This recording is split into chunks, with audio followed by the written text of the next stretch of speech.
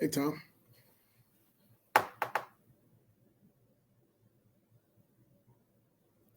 Tom, can you hear me? I can. Can you hear me? Okay, great. Yes. Okay. All right. At least one person can hear me. Yeah, it was confusing getting in. Yeah. Same here.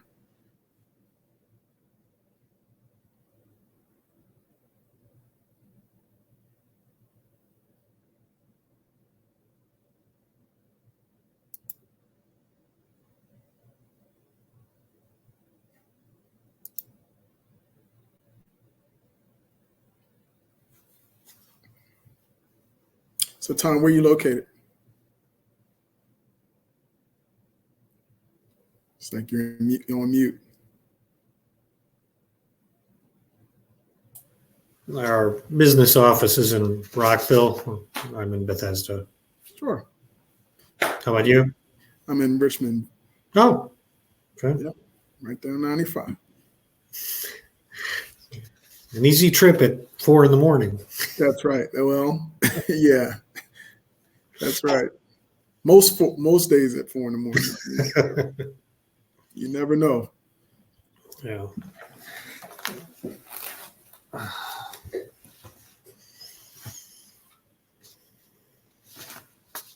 And Tom, who are you with? Montgomery County Green Bank. Oh yeah. Okay. And I'm with the Main Energy. So you all, you only invest in renewable, or I say invest, only do business with renewable companies?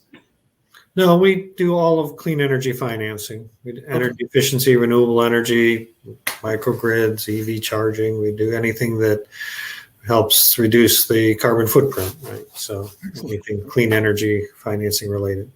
And are you geographically limited to Montgomery County?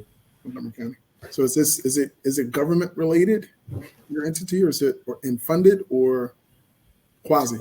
So it's government created, but we're an independent 501c3. So our charter comes from the county, and so far our funding to date has come from the county. Hey there, Walter. Hey, Nicole. Hello. Boy, that was a little bit tricky. Yeah, it was. Yeah. Good. And I was on a panel earlier today, so hopping is not my friend. No, I'm not a big fan of it. No, I kept saying, it says I've already been booked. Well, no, how do I? Yeah. The little thing was over on the corner. Oh man, how's everybody doing? Well, Walter, thanks for asking. Good. That's good. Hopefully Nicole's not running into these same problems. I don't know if she's doing it from home or if she's doing it from, her office, but I'm hoping that, there are not any firewall issues. Oh, right. From the federal side, if you're working on a federal system, sometimes you have that can make things challenging. So I've got my fingers crossed. Also, so Darius is. I'm sorry. I want want to introduce myself. Darius. I'm sorry. I missed the prep call because I had another meeting. But Darius, it's nice to meet you. Nice to meet you as well. Where are you located? I'm in DC. DC. Okay. Yeah. Excellent. Well, the panels have been good so There's far. another Nicole too, right? To be on the panel, or? Yeah, he was just talking about Nicole Steele. Ah. Yeah. She's at DOE. Yeah. So hopefully I'm going to ping her just to make sure she's okay. Because like I said, it's, if I had trouble and she's working from the federal side, it might be even harder. Oh, that Nicole, because I was thinking of, yeah. Okay. Sorry. There are a lot of Nicoles in the clean energy sector.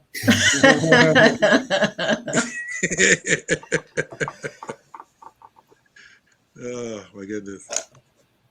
Yay, here she is. Oh, is she here? Okay. Yep. Okay. Yeah, you here. Well, hello. Hey, Nicole. I see your note. I hear you talking about me. Anyway, this is crazy. It's unanimous. I am Are you on the loving wrong having yet? side. I clearly have a lot of delay. I'm on the wrong side of my VPN right now, and so I really hope it's working. You're Can you working. hear me We okay? can hear you fine. Okay, Yeah. good. Yeah. Yeah. Did you guys get my email about an hour ago? Okay. There's an echo. Do you hear that? Wonder what that is. Should probably go on mute if we're not talking. That might solve it. Yeah. Okay. Is there still? You don't hear an echo now, right? I think it's that's me. good. It's because it's the wrong side. It's okay. When you talk, we'll all go on mute. Okay. Okay, and I'll make sure I'm on mute. I don't hear the, but It's okay. We'll make it work. So yeah, just real quick, I did send an email that gave the order in which I was going to ask everybody to answer the question. So hopefully everybody got that. So, we look so smooth when we go through this, right? The handoff. Oh my goodness. It's been a good conference so far, though, I have to say. I must admit, I agree. Enjoyed the panels I've seen so far. Yeah, they've been good. So I don't know how they're going to queue me up, the people who are our meeting planners. Other than I know we are going to be live at 3:30. So when it hits 3:30, I'm just going to put my poker face on and and just go right into it. So it should be, like I said, it's smooth. We all professionals, so I have absolutely no fears or concerns whatsoever. I like it. Yeah. All right. Looks like we got about a minute to go. All right, countdown.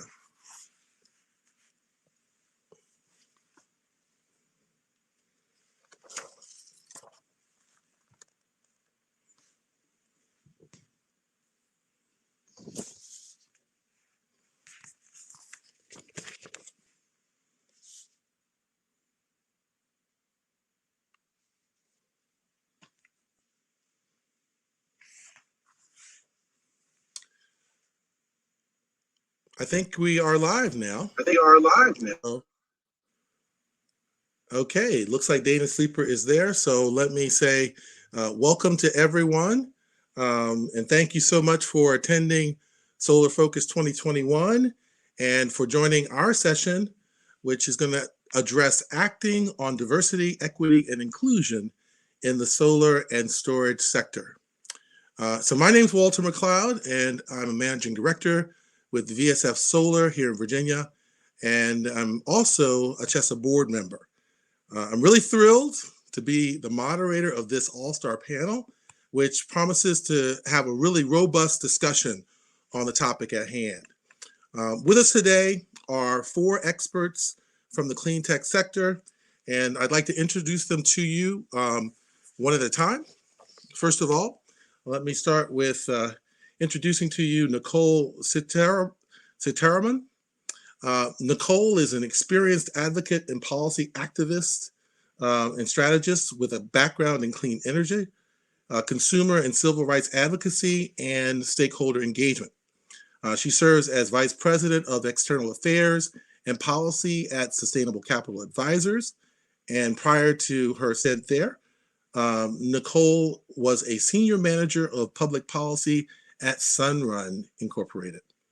Her work at Sunrun followed several years of service as an Assistant People's Counsel in the Office of the People's Counsel for the District of Columbia.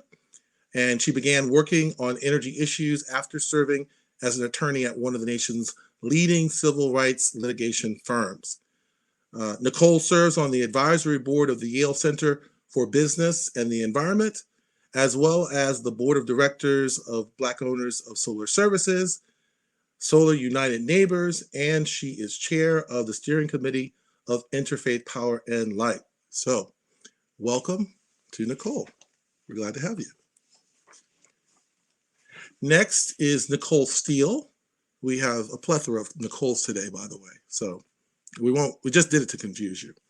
But Nicole Steele is a nationally recognized leader and expert in clean energy with a focus on frontline communities and workforce development. She has 20 years of experience working with government officials, policymakers, advocates, and entrepreneurs to develop and implement inclusive clean energy policies and programs. She is currently the program manager for workforce and equitable access for the Solar Energy Technologies Office at the U.S. Department of Energy and the head of the National Community Solar Partnership. She was the founding executive director of Grid Alternatives Mid-Atlantic, policy director at the Alliance to Save Energy, and she ran the EEC-BG program for Loudoun County, Virginia. She started her career in affordable housing, community planning, and politics, and she is an AmeriCorps alumni and passionate supporter of community service. So we welcome you as well, Nicole Steele. Next, we'd like to introduce Darius Johnson. Darius is Vice President of Employee Engagement and Development Services with Dominion Energy. He's responsible there for the strategic oversight of talent acquisition, employee engagement and retention, leader and employee development, HR communications, and diversity and inclusion for Dominion. Now, prior to joining Dominion, he was Senior Vice President at Bank of America Merrill Lynch and previously Executive Vice President at Premier Bank Incorporated. He is Vice Chairman of Venture Richmond, Treasurer of the MCV Foundation, and is a member of the Board of Trustees for the State Board of Community Colleges in Virginia. He is also past chairman and a current board member of the Richmond Metropolitan Transportation Authority. So we want to welcome Darius to our panel. All right. And then last but not least, of course, we have Tom Deyo. Tom is the Chief Executive Officer of the Montgomery County Green Bank, MCGB. The Green Bank's mission is to accelerate affordable investment in clean energy for the benefit of businesses and residents of Montgomery County, Maryland. Tom has over 30 years of experience in the for-profit and not-for-profit sectors in financing and investment and grant making in housing and community development and green programs. Tom joins MCGB from NeighborWorks America, where he led its division focused on real estate development and management and green strategies. Prior to NeighborWorks, Tom was at Fannie Mae, where he worked extensively with the company's field operations and partners to advance single-family and multifamily mortgage and investment products. So welcome to you, Tom, as well. Thank you so much. So that's our esteemed panel. And as you can see, we have not only a diverse representation of peoples on this panel, but we also have a diverse representation of sectors from the clean tech industry. We have banking, we have utilities, we have government, and we have small business. So you know that the discussion is going to be representative of all of those different perspectives. Now, just a little bit in terms of how I plan to moderate the session. It's very light touch. We talked about this, but just for the audience's sake, I'm going to ask a lead question of a panelist, and then each subsequent panelist will be asked to answer those same questions. So let's just dive right into this and not waste any more time. Now, most of us recognized yesterday as a historic day. President Biden signed into law the $1.2 trillion infrastructure bill. And so our first question asks, as we witness this clean energy transformation of our nation and our region's energy systems, what does it mean to make the clean energy economy more diverse, inclusive, and equitable? And we're going to start that questioning with Nicole Steele.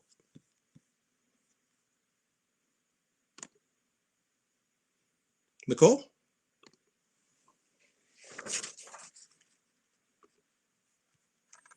Okay, looks like Nicole got a little frozen here. If we'll come back to you, Nicole, and then we'll go ahead and start with Darius. Darius, why don't you get us started? We'll come back to Nicole. Sure, I'd be happy to, Walter. So it's a great question, first of all. And I would say anytime we're tackling, and when I say we, I'm thinking demand energy, anytime we're tackling the opportunity and challenge of DEI, I like to start with an area of common ground. When I think about the clean energy transition and economy, I realize that the benefits of the clean energy transition and transformation are ubiquitous. They should support all of us. The environmental benefits, the financial benefits, all of those are evident, and they should be enjoyed by all of us, regardless of age, regardless of race, socioeconomic status, et cetera. So we also acknowledge that when the policies are being developed that will impact this transition, we should make sure that there's representation at the table. And when I say the table, there's a number of tables that ultimately will determine the trajectory of this transition. The tables I'm thinking of are the boardroom. So whether it's a nonprofit, it's a for-profit, it's a government entity, ultimately decisions and policies are made at the board level. So representation at the board level, representation at the loan closing table. You referenced my background, having a finance and banking background, and I know we have others on the panel as well as viewing who are part of the banking industry, but making sure that there is equity with regard to access to capital is crucial for entrepreneurial growth and balanced representation across our communities. That extends to the venture capital fundraising table, if you will. So again, back to just the entrepreneurial efforts that need to, or that will occur and hopefully will be equitably distributed. But then also the workforce table, if you will, the interview table. And with that comes leadership. And so at Dominion Energy, again, just thinking about how we look and view this, we think about this from the standpoint of knowing it starts with our board of directors, starts with our CEO. There has to be an uncompromising commitment to equity at the leadership level, starting with the top leader. But then ultimately, there has to be some shared accountability throughout the organization. And that's where leadership in general comes in. So again, whether the organization is a nonprofit, whether it's a bank, whether it's a public service, utility like Dominion Energy, there has to be that commitment. Once there's shared accountability, what has worked for us as we've looked at the progress we've made with regard to diversity, equity, and inclusion, being part of a clean energy economy, what's worked for us is also having goals and metrics. Goals and metrics that are transparent, that are both achievable yet aspirational, which takes some effort. But once you arrive at what your North Star is for an organization when it comes to goals and metrics, then it gives something for everybody to shoot towards. And so I think those are some of the elements that are important in the clean energy transformation that we're experiencing. And, I'd be curious to hear others' thoughts about those elements and others. Excellent. Thank you so much. Tom, what are your thoughts on that question? How do you see that transformation occurring? What does it mean to you? Your mic is muted, Tom. Can you unmute?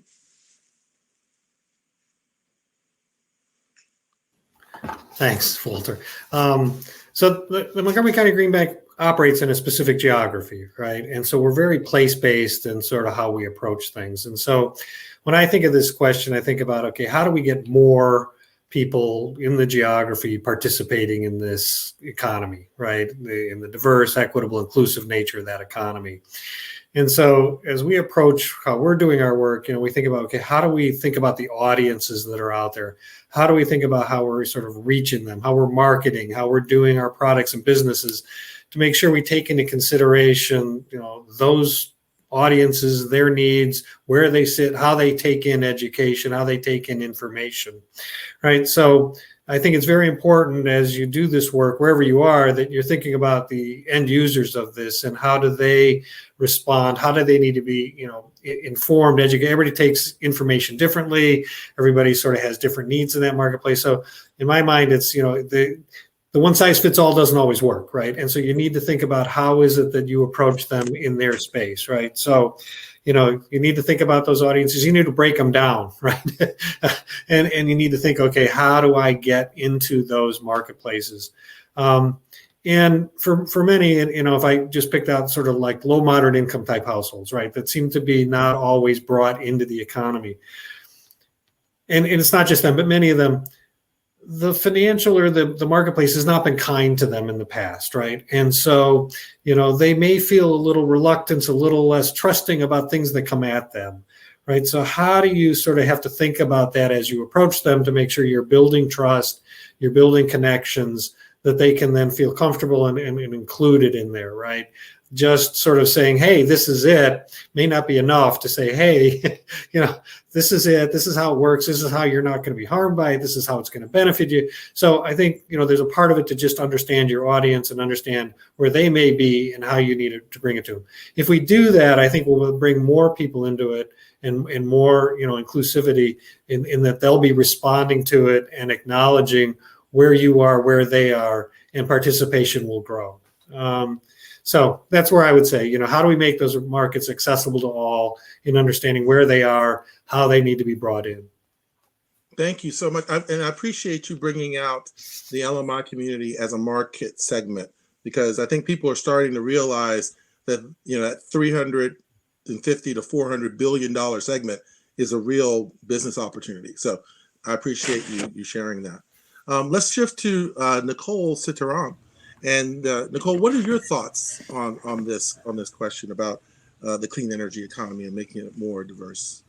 Yeah, thank you, first of all, Walter, for inviting me to be a part of this panel. Hey, Nicole. Nicole's back. I think that actually what I'm going to say is going to flow very well with what Nicole will probably share. But first and foremost, I think that it's very important when we're thinking about, what it means to facilitate a diverse, equitable, and inclusive clean energy economy, to think about, kind of where things stand right now. Like, what are the numbers in terms of workforce and the various communities of color, the various aspects of the clean energy sector, kind of, just have an assessment in terms of percentages of how things look right now. I serve, as you mentioned, on the board of BOSS, Black Owners of Solar Services, and we collaborated recently with the American Association of Blacks in Energy, E2, NRDC, and the Alliance to Save Energy on a report called Help Wanted, Diversity in Clean Energy. And that report was pulled together by BW Research, and it does a really good job of kind of breaking down the various sectors of clean energy, not just solar. So looking at solar, looking at wind, looking at electric vehicles, energy efficiency, which is so often overlooked in this conversation, but a really critical job creator in all of our communities. Looking at kind of the grid mod space. So kind of making an assessment of, where communities of color fit in those jobs. And so I highly recommend that folks check that out. It's, you can just Google it, Help Wanted, Diversity in Clean Energy, really breaks down job by job, region by region, does even a state by state assessment of how different minority groups are faring, in the clean energy industry. So that being said, you want to first kind of get some data. And then another big theme for me is, thank you, Dana Sleeper, for posting that. That's great. Another theme that I think really does not get enough attention in the conversation is the equity side. So we can't just plan ahead for, more numbers, which is really critical, having more people of color, women represented, that's really essential. But we also need to plan for repairing the harm that people of color have suffered over so many generations because of our dependence on fossil fuel, and not only our dependence on fossil fuels, but how traditional conventional energy infrastructure has been cited habitually over the years. So we know there's so many studies that have shown coming from even the last presidential administration, showing that communities of color across the board have been significantly impacted negatively by pollution, by the fossil fuel traditional infrastructure. So we need to look at how do we repair that?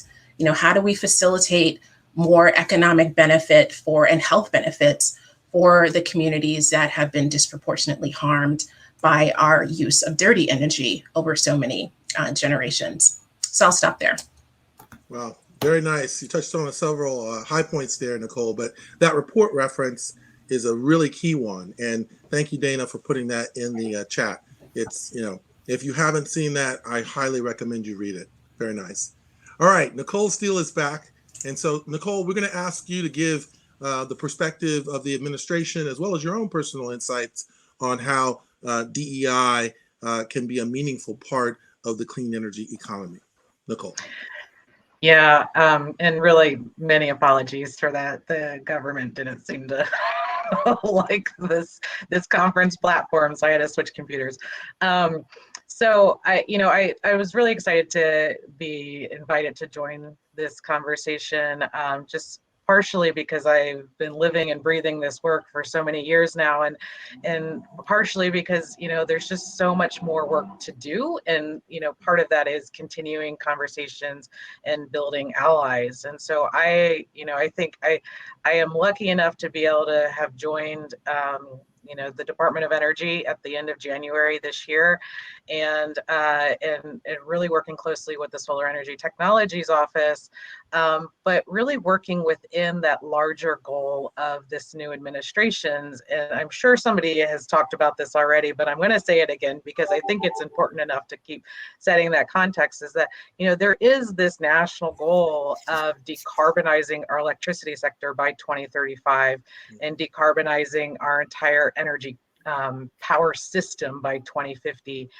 And, you know, so as part of that, there are sort of twofold of where we come into play. And so there was a solar future study that was released a couple months ago that really talked about how solar could play up to 45% of that generation capacity by 2035.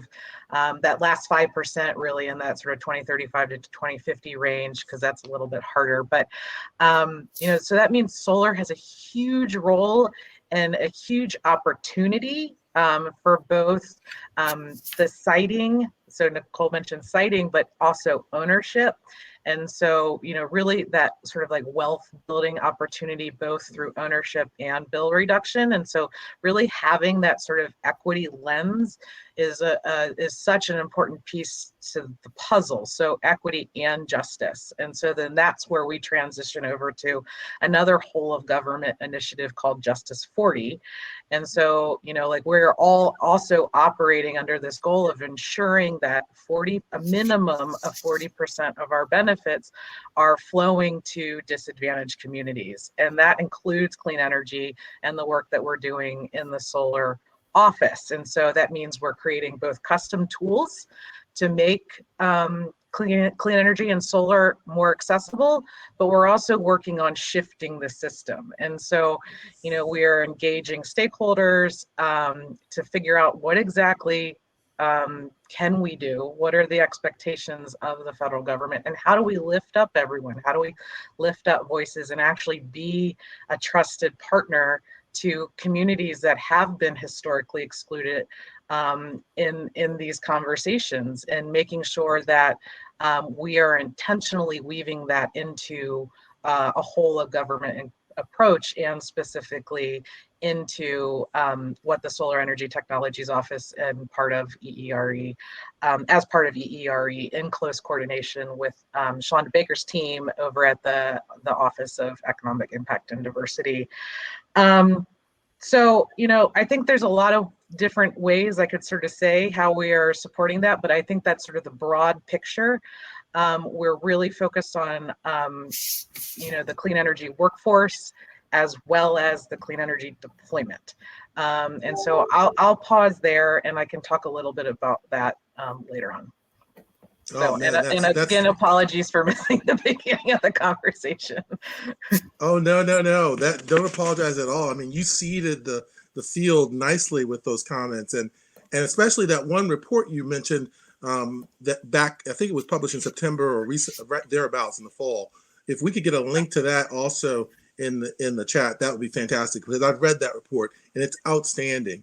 And then just one thought I wanted to tie back to what you said that connects to what Darius said about having, making sure that some of these groups that have not been represented are at the table and they have a seat at the table and they're part of this whole of government, approach. And I think that's the sort of the theme and the spirit with which, we want to see the future of the clean tech economy, the clean energy economy go forward, and not repeat some of the mistakes of the past. All right, excellent. Off to a good start. Now, we all know, we saw what happened in Glasgow last week. We were watching as nations, almost 200 nations from around the world got together, and corporations, and making pledges to support an equitable and net zero world. We'll see how that all works out, right? But when we think about what's happening here locally, here in the U.S., here in the region, across the 3 states and the District of Columbia that we represent in CHESSA, what actions can government, companies, bankers, and society at large take to support the needs and the aspirations of underserved workers, businesses, and communities? So we're going to start that question with Tom. Tom, why don't you get us started on that one? Thanks, Walter. Yep, I am on. And COP26, great place to throw a marker down, right? And in that vein, I would say, one of the most important things to do is that, as every business sort of sets up its business strategy, that it very much focuses aspects of that business strategy around how they're going to, address equitable, inclusive marketplaces and bring them in, right? So if you put it out there and it's part of your business plan, it becomes part of what you act on, right? So I think there's just a strategic sort of setup that happens with that. And the COP26 kind of lays that out for the world, right? But in your own business, you can do that as well. Here in Montgomery County at the government level, right, they released a climate action plan. And squarely front and center on that action plan, in fact, the first thing that came out of it was the recognition that equity, and in the way Nicole Sturman had talked about it, was not there, right? And that there needed to be a reflection on that, and a need to sort of make sure that whatever is being done is intentionally addressing that, right? So that was there for the Green Bank and our own mission statement, and in our funding, we have a specific effort to intentionally make sure we reach those markets as part of our plan, that we don't sort of ignore that that's a part of what we have to get done as well. And so I think, that business strategy set up so that the organization is aligned around those goals is important. And then you take steps in that regard, right? And one of the things from the financing side is to break through the sense that there's a perceived risk as you enter into some of these other places, right? That, that always is going to cost you more. It's going to take more time. It's going to take more effort. It's going to take more resources. And therefore it's on the margins of whether we should go there or not. And therefore, I think we have to get through that. I mean, the Green Bank certainly sets itself up in order to sort of say that that's not a risk. Don't worry about it. We can help get through it. But I think if we eventually have to realize, collectively that those markets are not risk bearing as people perceive them to be. And so we have to work through that. And then the last leg on that stool is, that earlier, you got to get out in the community. You've got to talk with the community-based organizations, and you have to take steps to sort of engage there. So I would say, so I'll stop there, but I would call those the 3 sort of most important things to think about: your strategy, your sort of inclusiveness, and sort of looking through the risk lens that you might have, and making sure you're on the ground and connecting with the constituents and the people you're trying to reach.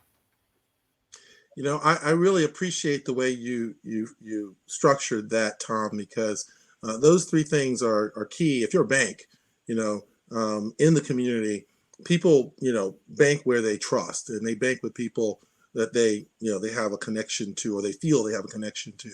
And so, removing that apprehension or those false signals of apprehension are critical. And I really am glad to hear you put it in that context. Thank you.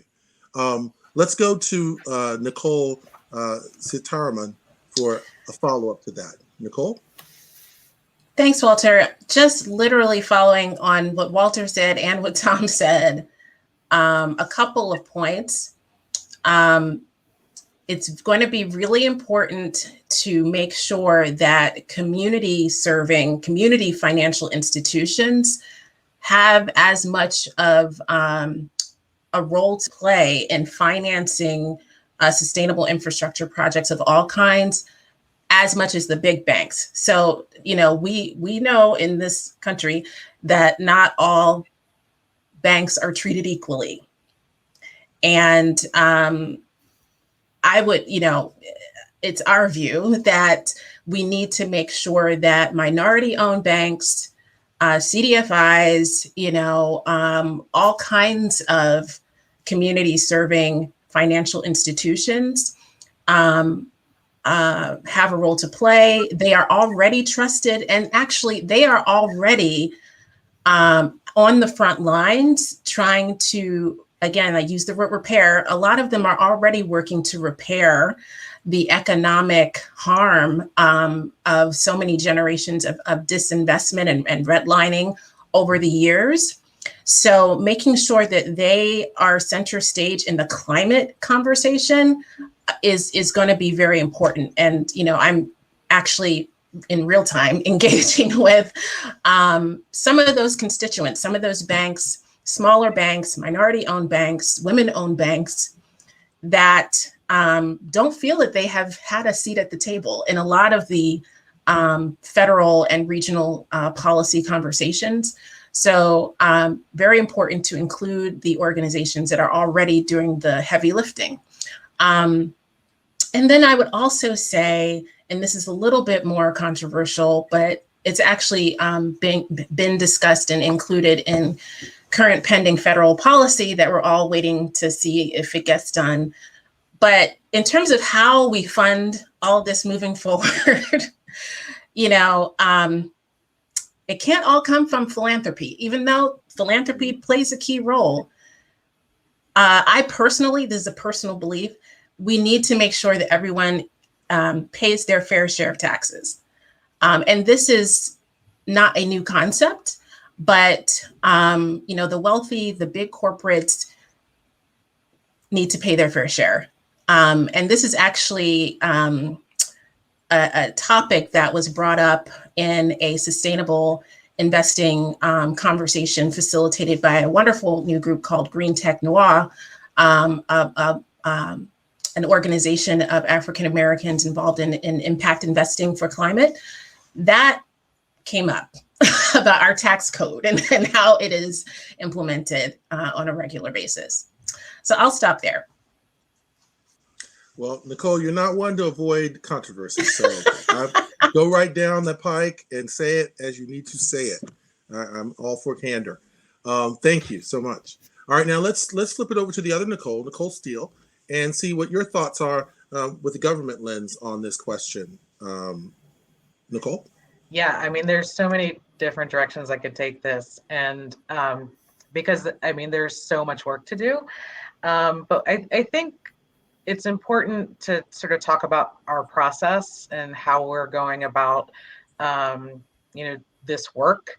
And so, one of the very first things that I started to do when I joined the solar office was to just start talking to all stakeholders and then ask them, who else should I be talking to, who is not at the table, and ensuring that we are creating incredible opportunity for direct communication, and that sort of strategic stakeholder engagement, whether it be one-on-one or in group settings, is just so key to really be able to hear directly from folks that we're intentionally trying to serve, and understand really what the barriers are.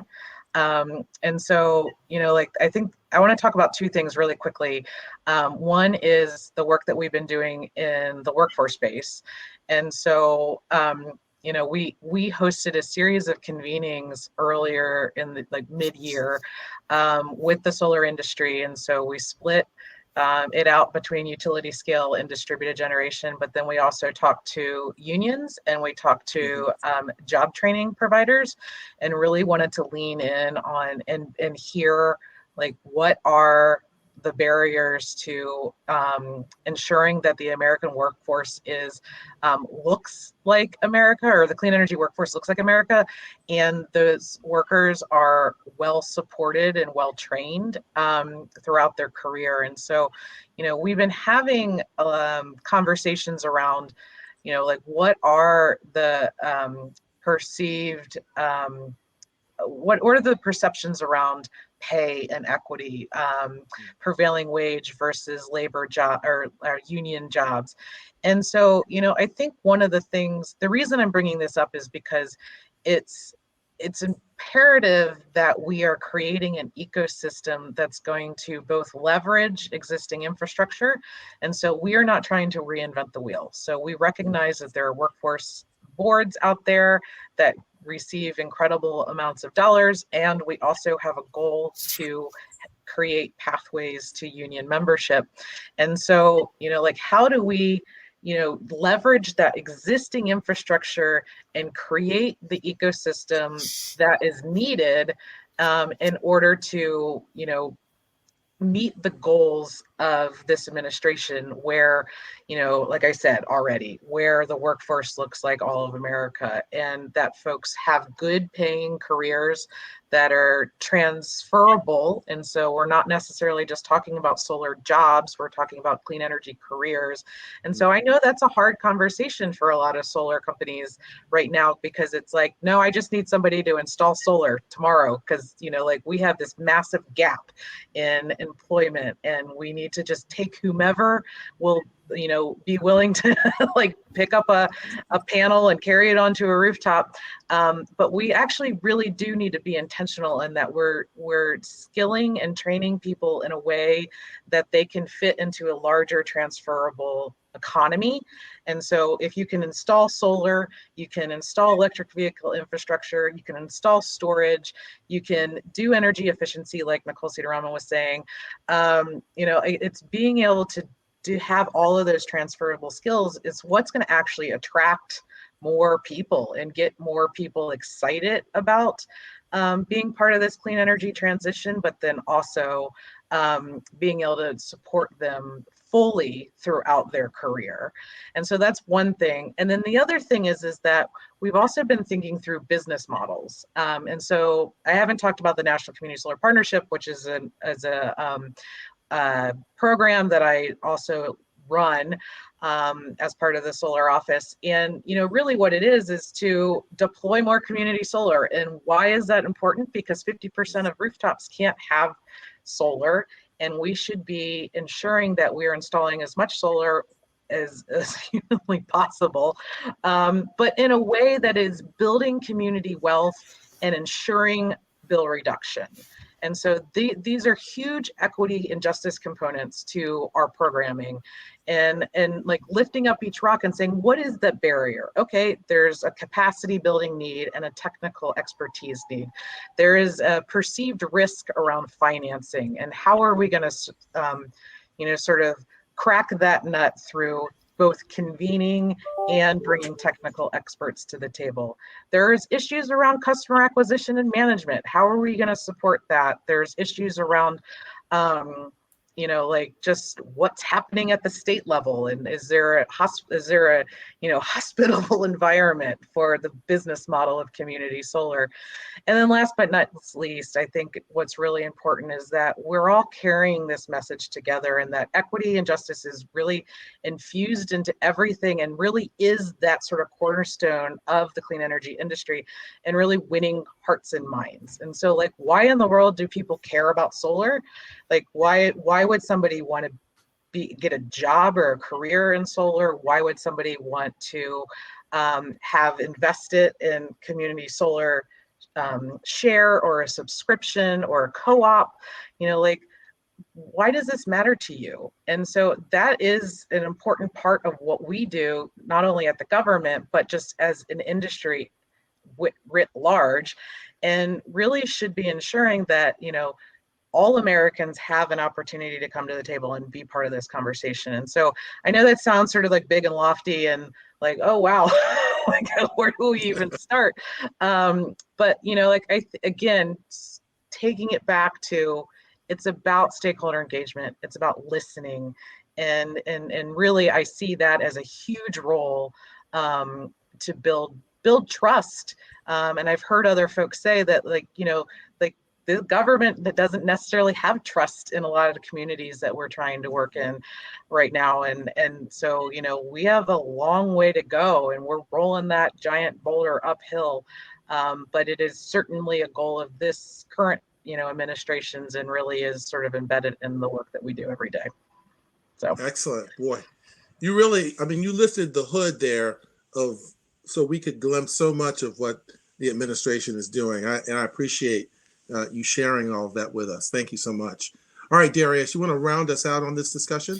Yes, sure. And really, I'm just going to, I think what's been stated has been excellent. And I'm just going to take the lens of the business community, specifically utility companies, not just utility companies, but really, I think that what it comes down to for us is specific commitments that can be measured and that are transparently shared. And again, it goes back to, I can't stress this enough, for us it starts with leadership. And one, we have to have leadership commitment, but there also has to be leadership representation. And I think, at the end of the day, decision makers, they hire, decision makers promote, decision makers influence and set policy, and make other decisions that ultimately impact our customers and the community at large. And so again, reflecting on Dominion Energy, since we're a public service company, we know obviously that what we do matters every day, keeping the lights on, but how we do it matters just as much.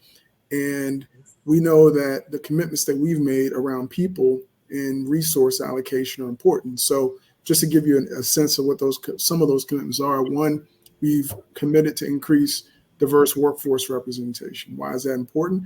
Again, our employees are the ones who are making decisions about that will impact communities. And so, having a diverse workforce that represents and reflects the communities that we serve is imperative just for our sustainability long term.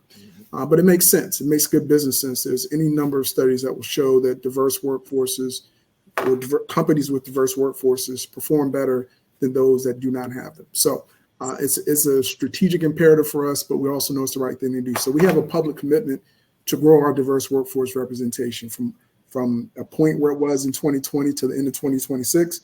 We measure it every year. We measure it really every day, but we report it every year, and we're on track.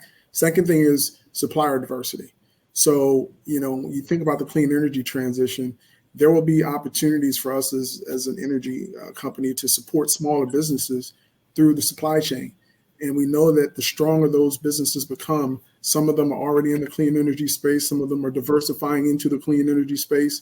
And we want to make sure we're doing our part to make those opportunities for growing those businesses equitably distributed. Again, next I would say is partnership. And for us, we're very proud of our partnership with historically Black colleges and universities and Hispanic serving institutions. And we've contributed philanthropically. Recently, hopefully folks have seen, we committed $25 million last year to 11 HBCUs in our service territory, not just, stroking a check, but it's really meant to reinforce relationships we already have and building programmatic opportunities around that will help strengthen workforce pipelines, help strengthen awareness and curriculum changes, technology and equipment, infrastructure on campuses that are often under invested in themselves. But at the end of the day, we know that those investments will bear fruit in the fact that those students will have a greater awareness of where opportunities lie in the energy space, namely the clean energy space. So we've committed to supporting HBCUs. We've committed to our own scholarship funds for diverse students to join our company and learn about our industry, hopefully to get excited about our industry. And quite frankly, we have piloted, we piloted in 2019, and now it's part of our our company's our DNA, if you will. Every year we host a diversity student conference where we welcome 125 students to the company virtually this year, of course. But to learn about the company, learn about the industry, ultimately to compete for internships, we typically hire 80% of those students as interns, and then another 80% once they graduate as full-time employees. And we're the first company to do that in our industry that I'm aware of. And I've received calls from others wanting to know, how did you do it? Why did you do it?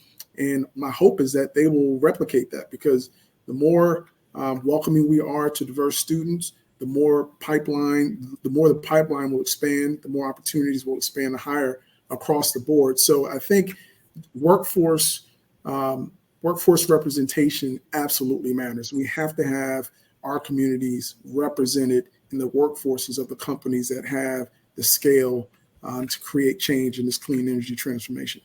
And then separately, other actions that we're taking include just mentoring and developing talent. So you get talent in the door, then what, right? You have to develop them, you have to mentor them, have to create a pathway, a career path. And we're intentional about that. And again, you have to have leadership that's committed. You have to make sure that leadership is empowered. And that's something that we focus on at Dominion Energy. So.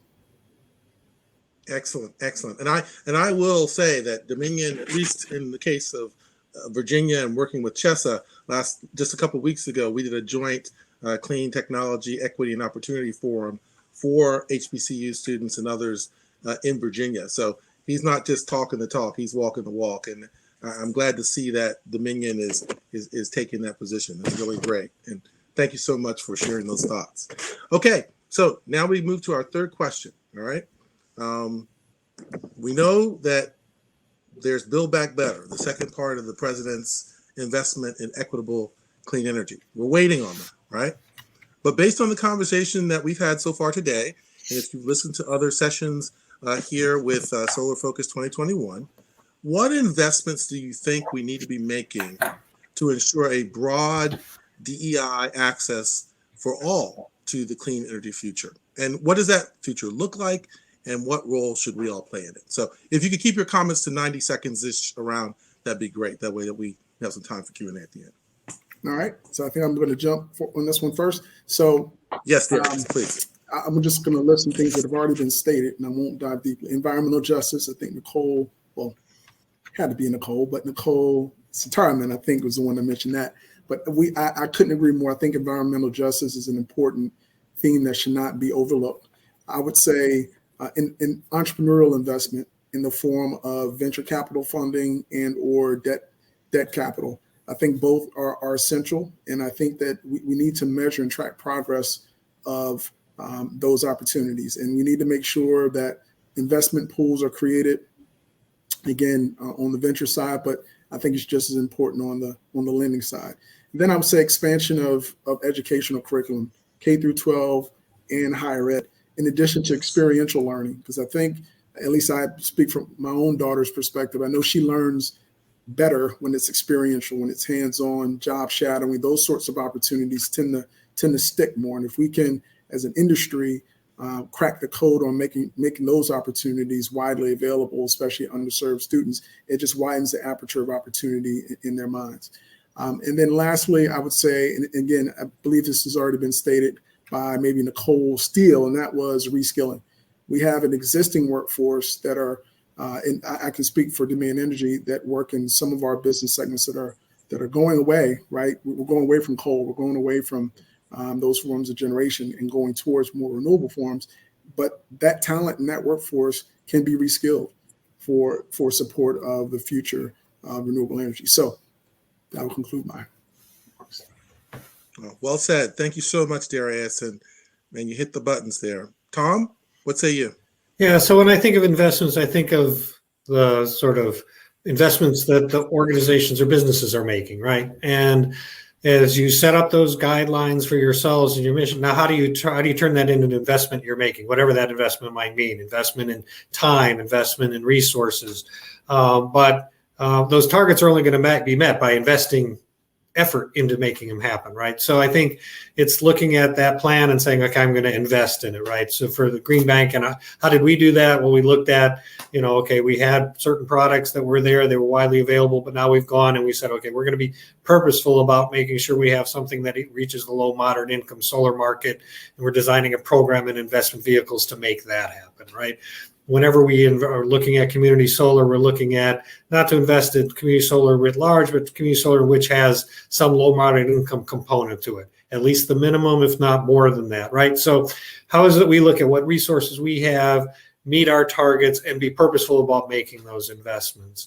And that, I think another activity in that is, how do you partner with those in the community or those businesses that are trying to be in the community? And that's another way of investing, right?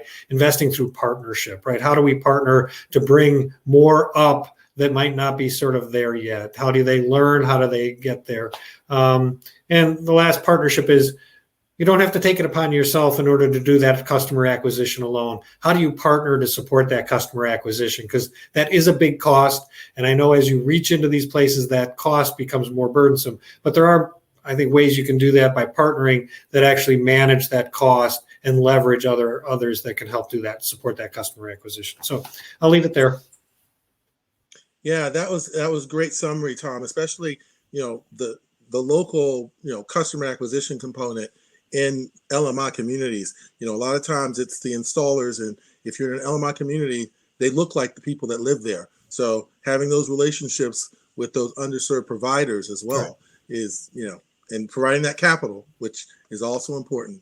Thank you so much. I appreciate that. Let's move to Nicole Sitaraman, please. I think everyone has touched on the main kind of categories of things that require investments moving forward if we're going to make this inclusive clean energy economy a reality. I definitely want to underscore Darius's point about K through 12 education.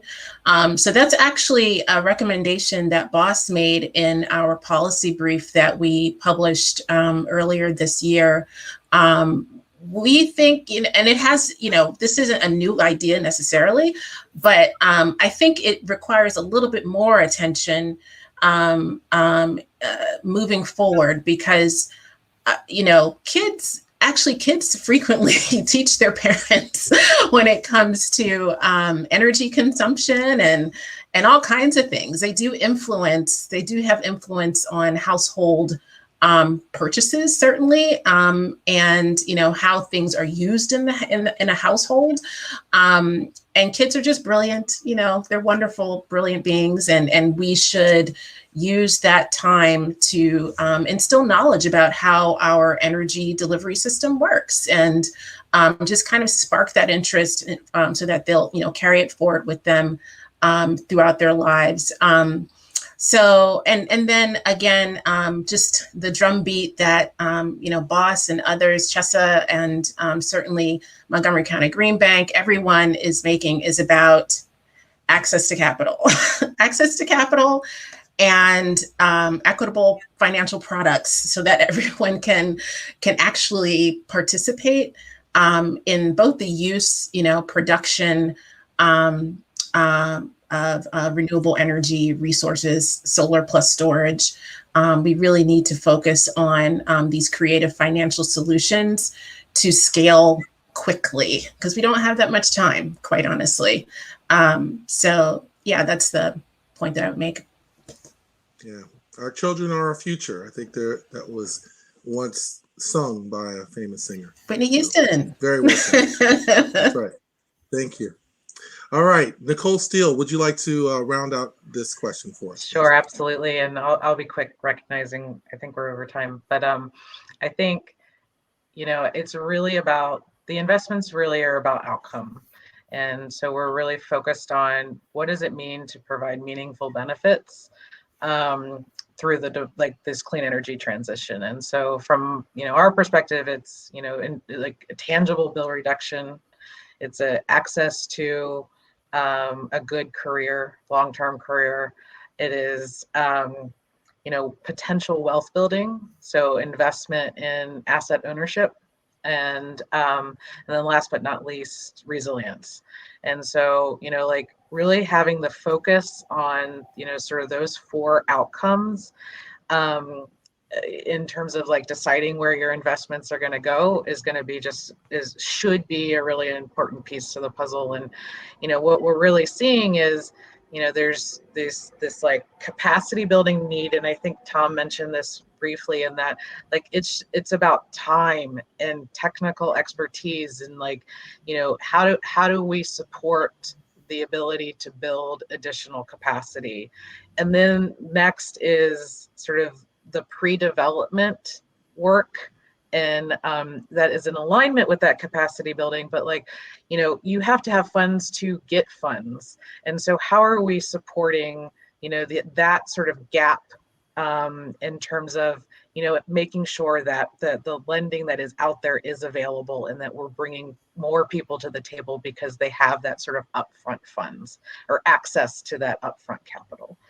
And then last but not least, really sort of leaning in on sort of like the gap funding to ensure that the benefits that I talked about are actually happening. And so, like if you get a rooftop solar system, or if you buy a subscription share, or you buy into a co-op, you're actually seeing a significant return on investment. And so like some of that might be some gap funding to make that happen, to ensure that there's a 20% bill reduction.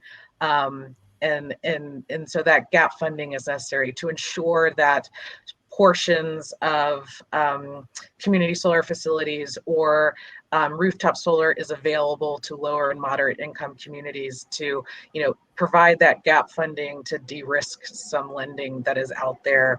And so there's just like little needs like that to ensure that we're seeing the benefits that we want to see out of clean energy is where we really should be investing. And we're thinking really hard about this. So I guess that's a way to round that out, but ensuring that everyone has the ability to come to the table and see the meaningful benefits of what clean energy can bring to the economy. And so I really appreciate the time to talk today and be on this panel and see many friendly faces. So it's always happy to speak with friends. So thanks so much. Oh no, thank you. I mean, and I like that round out point about, the devil's in the details with all of this, right? We can have just a fantastic bill passed, significant funds put towards this, but once the money starts to flow and deployment starts to happen, does the money get where it's supposed to go?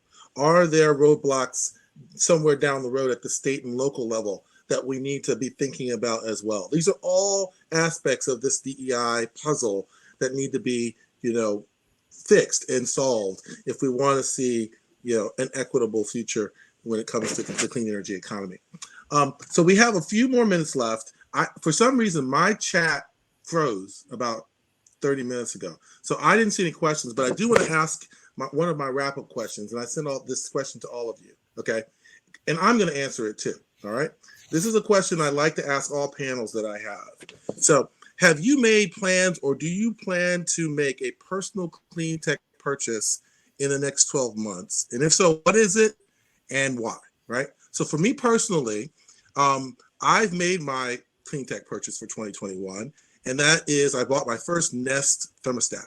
And I not only bought one for me, I bought it as a gift for many of my family.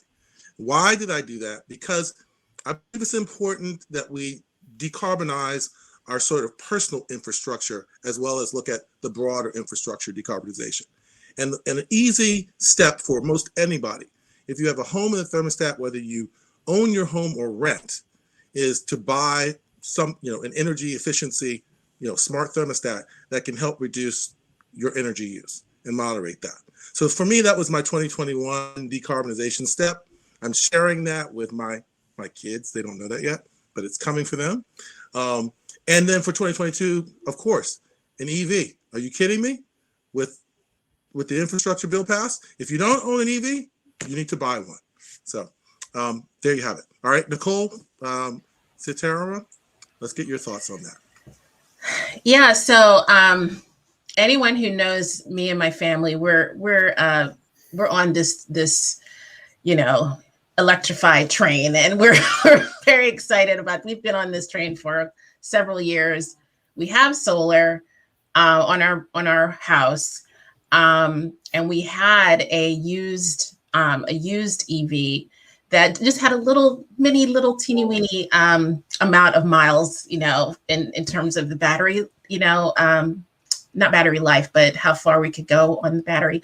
And we recently upgraded this year to a newer, goes over about 250 miles Leaf. So very good, wise purchase. And we drove all the way to Philly to visit my mom without stopping, without having to charge. So Nice. Nicole Steele? Yeah, sure. So I am a renter, and I finally convinced my landlord to go solar. So that has been a slow, painful process. But that has been just a really important, it just sort of learning as, like, how do you convince somebody that really this is not on their radar and that they don't even live in the house and they don't care? And so, that's been sort of just fun in terms of convincing. The other thing is, I'll just add really quickly, in that I think my carbon footprint went down significantly in 2021, just simply because I'm not in an airplane every couple weeks. And so, it's amazing to sort of think about, how different our lives are and how we can sort of decarbonize in different ways instead of just investing in, large assets that not necessarily everyone has the ability to invest in. But there are, other opportunities for decarbonization as well. Great. Darius?